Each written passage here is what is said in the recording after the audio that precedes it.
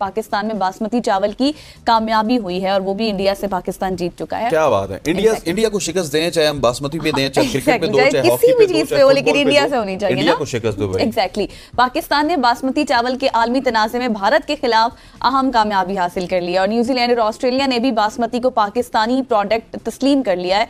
ये एक बहुत बड़ी बात है और इसके साथ साथ यूरोपीय यूनियन भी जल्द पाकिस्तान के हक में फैसला दे सकती है। और तहकीक जो की गई है उसके मुताबिक बासमती चावल की असल जाए पैदाइश हाफिजाबाद यानी कि पाकिस्तान ही है और पाकिस्तान की बासमती चावल की बरामदात 4 अरब डॉलर तक पहुंच चुकी हैं, जबकि आलमी बासमती मार्केट 27 अरब डॉलर की है। और भारत की ये मुखालिफत थी कि बहुत ज्यादा कि भारत समझता था कि ये हमारा जो है वो ओरिजिनेट है, लेकिन ऐसा नहीं है। माहिरीन और तारीख ने पाकिस्तान के दावे को मजबूत यादों पर साबित कर दिया। और इस दफा पाकिस्तानी चावलों ने मैदान मार लिया। इंडिया के मुकाबले पाकिस्तानी चावल ब्रांड तस्लीम हो गया। ऑस्ट्रेलिया और न्यूजीलैंड ने पाकिस्तानी चावल को ब्रांड तस्लीम कर लिया और ये मुझे वालों के लिए खुश आइन बात है। आने वाले दिनों में चावल मार्केट में और मुझे मार्केट में बड़ा इजाफा देखा जाएगा। अब गंदम के हवाले से आपको बड़े खबर से आगाह करने लगे हैं। पंजाब असम्बली के इजलास में तलख जुमलों का तबादला कोरम अदम दिलचस्पी की नजर हो गया। पार्लिमानी सेक्रेटरी रुशदा लोधी तसल्ली बख्श जवाब न देने पर तनकीद की जद में प्री बजट बहस में अरकान असम्बली ने हल्के के मसाइल उठाए।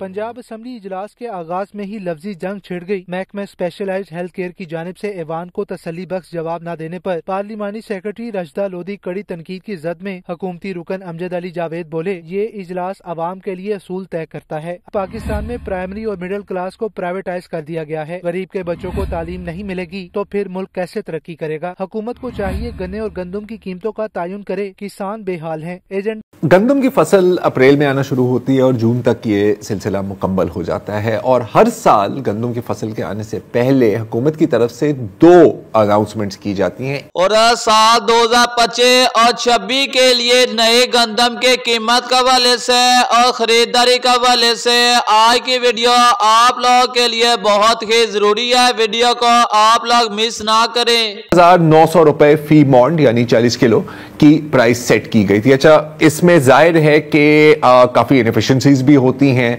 अक्सर हम देखते हैं कि प्रोक्योरमेंट प्रोसेस में इतनी गलतियां होती हैं। जैसे पिछले साल जो गंदम का क्राइसिस आया था वो हमारे सामने है, उसमें मजीद तफसील में बात करने की जरूरत नहीं है। इस साल क्या हुआ है और बहुत ही कम फोकस हुआ है इस खबर पर कि हुकूमत ने ऐलान किया है कि इस साल वो गवर्नमेंट गंदम की सपोर्ट प्राइस नहीं अनाउंस करेगी। मतलब कि अब बज़ाहिर मार्केट फोर्सेस इस चीज को डिटरमिन करेंगे और जाहिर है कि ये हुकूमत ने कोई खुशी से नहीं किया। ये IMF की एक बहुत कड़ी शर्त थी। अच्छा, सपोर्ट प्राइस का मकसद क्या था? सपोर्ट प्राइस का मकसद था कि एक तो किसानों को मंडी के रहमो करम पर ना छोड़ा जाए, क्योंकि आपको पता है मार्केट में डिस्टॉर्शंस भी बहुत होती हैं। दूसरा कि गंदम की इतनी सप्लाई हो कि कोई नेशनल फूड सिक्योरिटी का क्राइसिस ना हो। लेकिन अब इस फैसले के बाद क्या पोजीशन सामने आई है? जाहिर है कि मुख्तलिफ ओपिनियंस हैं। आज हमने इसी पर बात करने के लिए दावत दी है डॉक्टर कैसर अली साहब को और हमें ज्वाइन कर रहे हैं अली खिजर साहब, सहाफ़ी भी हैं और director of research at business recorder. Bengali साहब, मैं आपसे आगाज करूंगा। आप जाहिर है कि बहुत क्रिटिकल हैं इस फैसले के। वो एक अलग बात है कि IMF की डिक्टेशन है, इस पर भी हम बात करेंगे। और आप कह रहे हैं कि इससे ना सिर्फ काश्तकारों का नुकसान होगा बल्कि मुल्क का भी नुकसान हो सकता है। अगर आप थोड़ा सा तफसील में हमें बता सकें कि आप ऐसा क्यों सोच रहे हैं। जी, बहुत बहुत शुक्रिया मुझे इस प्रोग्राम में शामिल करने का। मैं पहले ये बताता चलूं, मेरा स्टैंड जो है, आइडियोलॉजिकल स्टैंड ये है कि प्राइवेट सेक्टर का अहम रोल है मईशत में, लेकिन ड्राइवर जो है हमेशा स्टेट को होना चाहिए, क्योंकि रियासत नुमाइंदगी करती है अवाम की, प्राइवेट सेक्टर नुमाइंदगी करते हैं उन कारोबारी लोगों को। और ये मुल्क हमें तय करना है कि अवाम का है या कारोबारी लोगों का है।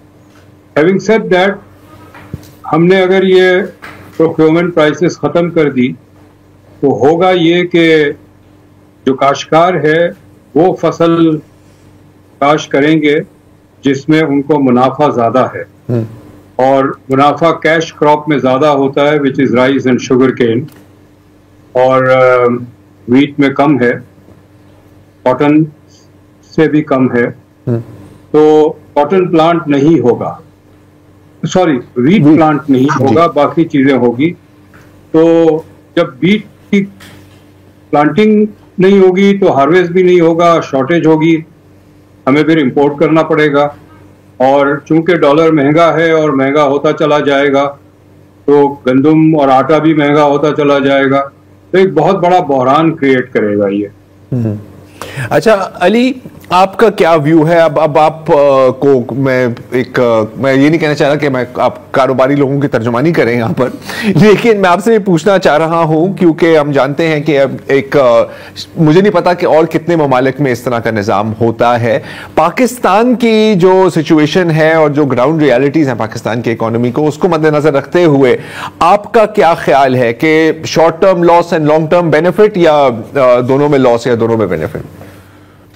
देखिए जी, बिल्कुल ये बात जो कैसर साहब ने की कि एक फलसफा है कि आप किस फलसफे को बुनियादी तौर पे रखते हैं। तो कैसर साहब का फलसफा जो वो मानते हैं कि ये सपोर्ट होनी चाहिए। मेरे ख्याल में ये सपोर्ट का चूंकि एक वक्त में शायद जरूरत थी, अब शायद इतनी जरूरत नहीं है।